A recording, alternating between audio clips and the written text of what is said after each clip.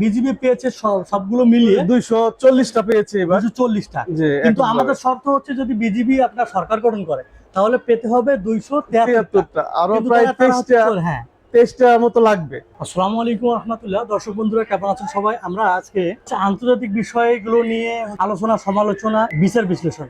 আজকে আমাদের স্টুডিওতে উপস্থিত আছেন মোহাম্মদ আনোয়ার পারভেজ। আসসালামু আলাইকুম। কেমন আছেন? আলহামদুলিল্লাহ ভালো আছি, আপনি কেমন আছেন? আলহামদুলিল্লাহ ভালো আছি। তো আমরা আপনাকে এই স্টুডিওতে আমন্ত্রণ জানিয়েছি একটা বিষয় নিয়ে কথা বলার জন্য। বর্তমান বিশ্বে সবচেয়ে বড় একটা ইস্যু ইন্ডিয়ার নির্বাচন, 2024 যে লোকসভা নির্বাচন, সেই সম্পর্কে আমরা কিছু জানবো। কারণ ইন্ডিয়ার যে সাংসদ সেটা অনেকেই আমরা বুঝি না, মানে এখানকার বাংলাদেশের যে সংসদ সিস্টেম সেটা আলাদা, ইন্ডিয়ার সংসদ সিস্টেম আলাদা। সেই অনুযায়ী আমরা আপনার কাছে কিছু জানবো। তো আমরা জেনেছি যে ইন্ডিয়ার নির্বাচনের ফলাফল ঘোষণা হয়ে গিয়েছে। মূলত এতদিন কেন চলে যে দীর্ঘ, যেমন বাংলাদেশের নির্বাচন কিন্তু অল্প কয়েকদিনের ভিতরেই হচ্ছে আপনার ডিক্লেয়ার হয়ে যায় কে সরকার গঠন করলো, এবং সেই দিক থেকে আপনার ইন্ডিয়ায় এত দেরি হয় কেন? ধন্যবাদ আপনাকে স্টুডিওতে আমন্ত্রণ করার জন্য। ইন্ডিয়া হচ্ছে কি আসলে বিশাল একটা জনসংখ্যার দেশ। হ্যাঁ, এই এতগুলা সামাল দেওয়ার মতো পরিস্থিতি এট এ টাইমে হয় না, যার কারণে এরা বিভিন্ন ধাপে ধাপে বিভিন্ন প্রদেশে প্রদেশে ওরা ইলেকশন গুলো করার জন্য চিন্তা ভাবনা করছে। মোট 6টি টাইমে ওরা ইলেকশনটাকে শেষ করেছে এবার। যদিও কোনো বিশৃঙ্খলা ছাড়াই ওরা করতে পারছে এত বড় একটা দেশের মধ্যে। পৃথিবীর সর্ববৃহৎ গণতান্ত্রিক দেশ ইন্ডিয়া, আর সারা পৃথিবীর মানুষের এখন মূল আকর্ষণ কেন্দ্র ইন্ডিয়ার দিকেই আছে ইলেকশনটা, যে কে জিতে কে হারে। বর্তমান আমি একটা ইন্টারভিউ করতেছি, বর্তমান ইন্ডিয়াতে কতগুলো প্রদেশ আছে? এইখানে মোট 22টা প্রদেশ আছে এখানে 22টা ইন্ডিয়াতে। আর আলাদা আলাদা নির্বাচন, প্রত্যেকটা প্রদেশে 2টা 3টা 4টা প্রদেশ এক টাইমে দিচ্ছে। আর আমাদের বাংলাদেশের সংসদ সদস্য 300 আসন প্রায়। জি। আর ওই দেশের সংসদ সদস্য হবে 543টা আসন।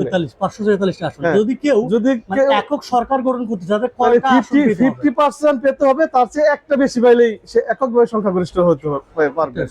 কতটা আসন পেতে হয় মূলত? এখানে 273টা আসন পেতে হয়। যদি কোনো, আমরা জানি যে বর্তমান হচ্ছে আপনার যারা দল আছে তারা হচ্ছে বিজেপি, যেমন মোদী সরকারের দল, তারপরে আছে কংগ্রেস আছে, তৃণমূল কংগ্রেস আছে, এবং আরো বিভিন্ন ছোটখাটো দল প্রায় চন্দ্রবাবু নাইডু, নীতিশ কুমার এদের দল আছে। মূলত যদি এখন আমরা অলরেডি হাতে পেয়েছি তো আমরা তাতে করে জেনেছি যে আপনার এখন কিভাবে তারা সরকার করবে। এখন এই যে নীতিশ কুমার প্লাস এই যে আদার্স যে ছোট ছোট দলগুলো আছে তাদেরকে সেই দলে ভিড়ানোর জন্য জোর চেষ্টা করতেছে। আর সেদিকে বিরোধী দল কংগ্রেসে কিন্তু বসে নাই, সেও চাচ্ছে যে কোনো উপায়ে মোদী সরকারকে যাতে এবার ক্ষমতা বসানো না হয়, বিভিন্ন কলকাঠি নাড়াতাড়া করছে।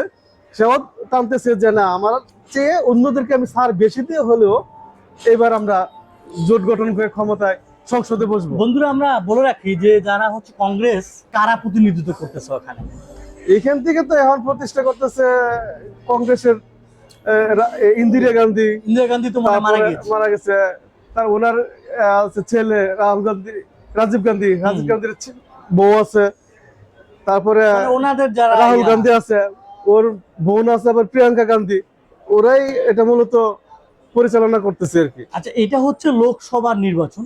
তো আমি একটা আপনার কাছে প্রশ্ন রাখি যে আমাদের যে এখানে বলি আমরা মুখ্যমন্ত্রী, হ্যাঁ, এই মুখ্যমন্ত্রী পদটা আসলে কি প্রত্যেকটা রাজ্যে এক একটা করে আছে, না কয়টা রাজ্য মিলে একটা? না, এটা ওদের একটা প্রদেশ, মানে একটা রাষ্ট্রের মতো। ওই প্রদেশের জন্য এক একজন লিডার থাকে, ও পরিচালনা করবে। ওই লিডার হিসেবে ওরা মুখ্যমন্ত্রী হিসাবে গণ্য করে। আর আমরা এটা প্রদেশ বলতে গেলে আমাদের বিভাগ হিসাব করি। জি, আমাদের 7টা বিভাগ আছে, 7টা বিভাগের জন্য 7 জন প্রধান। আর ওই দেশে ওই এক একটা বিভাগের প্রধানকে মুখ্যমন্ত্রী বলা হয়। আমরা জানি যে পশ্চিমবঙ্গের যে মুখ্যমন্ত্রী মমতা ব্যানার্জি, ওনার দল হচ্ছে আপনার তৃণমূল কংগ্রেস। উনিও প্রার্থিতা দিয়েছে, ভালো করেছে এবার। আজকের তথ্য অনুযায়ী যেটা বোঝা যাচ্ছে যে উনি পশ্চিমবঙ্গে যতগুলো প্রার্থী দিয়েছে সবগুলো প্রার্থী জয় এনেছে। ওনা আসলে কি গত 10 বছরের মধ্যে মানুষের বিশেষ করে গরিব, চাকরি হারা স্টুডেন্ট এদের নিয়ে কাজ করতেছে, এদের নিয়ে কাজ এদের করতেছে। নিয়ে কাজ আমি করতেছে। কয়েকটা বিভিন্ন ধরনের সুযোগ সুবিধা দিচ্ছে স্টুডেন্টদের, স্টুডেন্টদের জন্য জি। সুযোগ সুবিধা দিচ্ছে। ওরা কম টাকায় পড়ালেখা করার জন্য, প্লাস হচ্ছে গিয়া শিক্ষিত কিছু কাজটা জানে এমন ধরনের স্টুডেন্টরা চাকরির জন্য ব্যবস্থা করে দেয়। ব্যবস্থা করে দেয়। তারপরে কৃষকদের জন্য বিভিন্ন ধরনের লোনের ব্যবস্থা করে, কম টাকায় লোনের সুবিধা করে দেয়।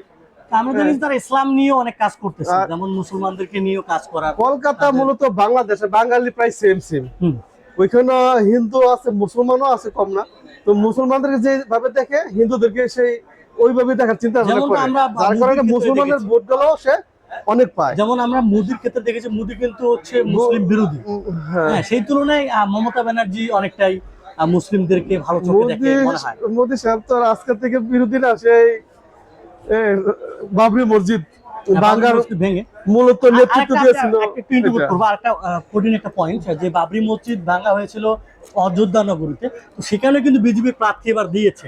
তো সেই বিজেপি, আপনি কি জানেন যে বিজেপি প্রার্থী কত ভোটে হেরেছে? এখানে মানে মোদি সরকার চেয়েছিল যে ওইখানে মন্দিরের কারণে সে লোকজন তাকে বিপুল ভোট দিবে। পরিমাণে বেশি ভোট পেয়ে, লক্ষ লক্ষ ভোট বেশি পেয়ে সেখানে পাশ করবে। পাস করবে। কিন্তু সেটা ওইখানের মানুষই একদম ওকে একদম আপনার প্রত্যাখ্যান করে দিয়েছে। 30% তারা হ্যাঁ, 100 এর মানে ভিতরে তাকে 70% এ চলে গেছে হচ্ছে আপনার মমতা তাকে ব্যানার্জি। ওরা বুঝাই দিয়েছে যে আসলে একটা দিয়ে, এক ধর্ম দিয়ে কোনো হয় না। সকল ধর্মের লোকেরকে সকল ভাবে সকল সুবিধা যেই দেখতে পাবে সেই প্রকৃত লিডার। Yes. সেই হিসেবে বিবেচনা করে মানুষে তাকে ভোটটা দেয় না এবার। তাকে এবার ভোটটা।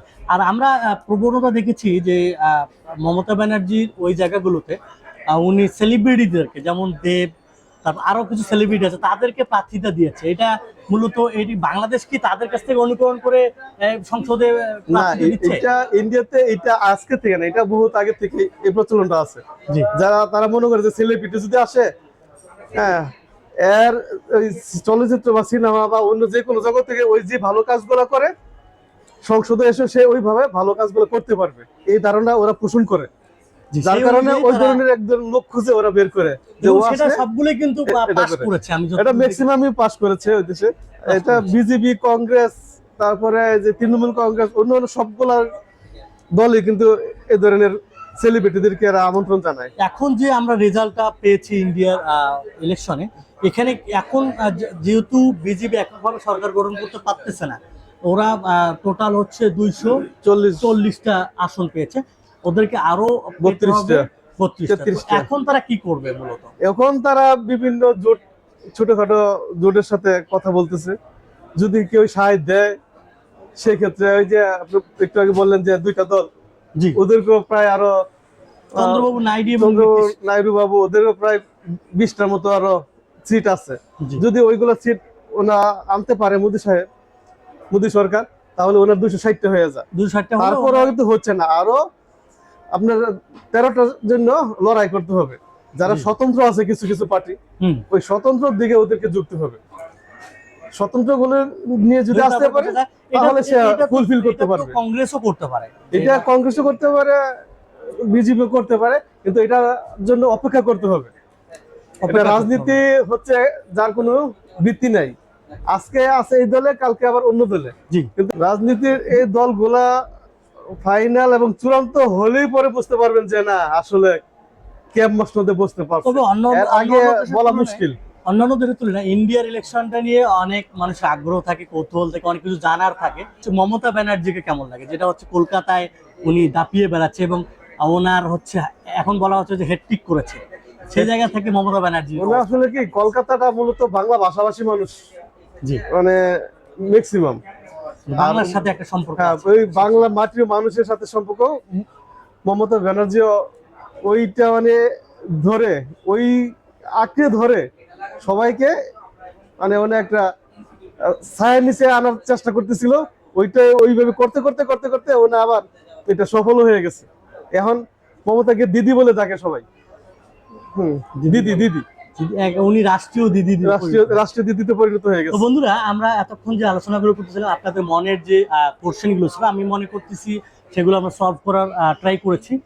এবং এখন যে নির্বাচনের যে রেজাল্ট, ফাইনাল রেজাল্ট, তো ওই আনোয়ার ভাই যেটা বললো যে যদি ওনারা হচ্ছে আপনার চন্দ্রবাবু নাইডু, নীতিশ খা, এরকম আরো কিছু স্বতন্ত্র প্রার্থী আছে, তাদেরকে যদি নিয়ে দল গঠন করে এবং তারা সরকার গঠন করবে, এবং এই আলোচিত বিষয়টি নিয়ে আজকে আমরা আলোচনা করলাম।